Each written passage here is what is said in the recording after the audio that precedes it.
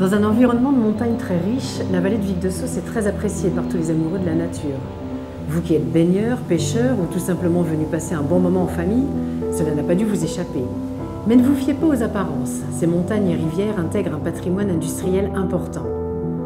Depuis 1907, il aura fallu pas moins de 80 années pour construire les barrages et centrales nécessaires à la production d'électricité et ainsi favoriser l'essor industriel de la vallée.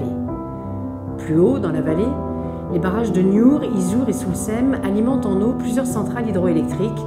Leurs fonctionnements peuvent être à l'origine de variations importantes du niveau d'eau dans la rivière.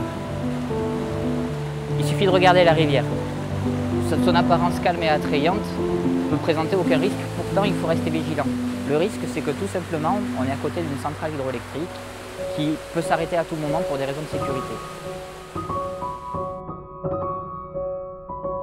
Et lorsqu'elle s'arrête, le débit qui passait normalement dans la turbine va rejoindre le lit naturel de la rivière et passer ici même dans les gorges de Kapunta. Alors en seulement 2 minutes, le niveau de l'eau va augmenter de 60 cm par rapport à son niveau actuel.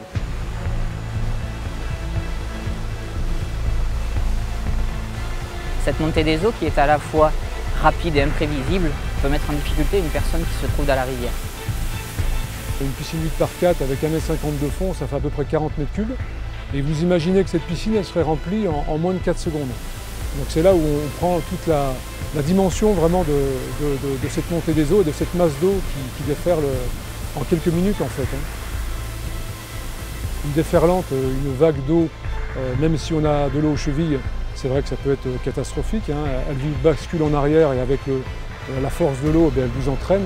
Une fois qu'on est entraîné, il peut se passer plein de choses. Se cogner à un rocher, tomber inconscient, et puis bien évidemment la noyade.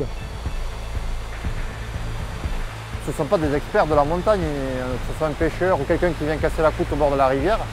Il n'a pas conscience et quand on voit la vitesse à laquelle ça arrive, il est réel le danger. Quand on y est confronté, on a peu de temps pour réagir.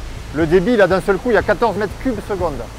Donc le débit est tel que la puissance du courant, c'est très difficile de lutter dans des eaux turbulentes comme celle-ci, quoi. En ce qui concerne Kapunta, effectivement, devant la dangerosité des choses, j'ai été obligé donc, de prendre l'arrêté municipal pour interdire toute activité sur le pont de Kapunta, un peu en amont, un peu en aval, et puis donc à la sortie du déversoir. Donc on entend par activité quelqu'un qui rentrerait dans la rivière pour se baigner, faire du canyoning, faire du canoë ou autre. Notre seul moyen d'action pour pouvoir pallier à ça, c'est vraiment de renforcer notre présence sur le terrain. Alors nous avons des hydroguides, ce sont des jeunes qui sillonnent un petit peu les rivières l'été pour venir sensibiliser les gens sur le risque. S'ils le font, c'est vraiment pour votre sécurité. De plus, ici, nous avons un arrêté municipal d'interdiction. Donc s'il vous plaît, respectez l'arrêté municipal qui interdit toute activité nécessitant d'avoir les pieds dans l'eau.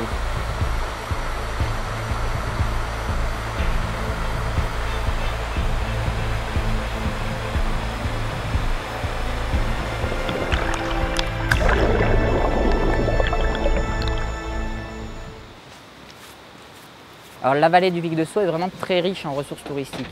Ce que je vous recommande, c'est de vous rapprocher de l'office de tourisme Tarascon-Vic-de-Sauce et de découvrir toutes les activités qui sont proposées par la station Sport Nature du Mont-Calme. Notre objectif, c'est de sensibiliser un petit peu les gens puisque le site est assez trompeur. On peut avoir l'impression que l'eau est calme et que le site est attrayant et pour autant le risque est bien présent. Donc c'est le message que l'on veut porter auprès des gens. Même si le calme est apparent, le risque reste bien présent.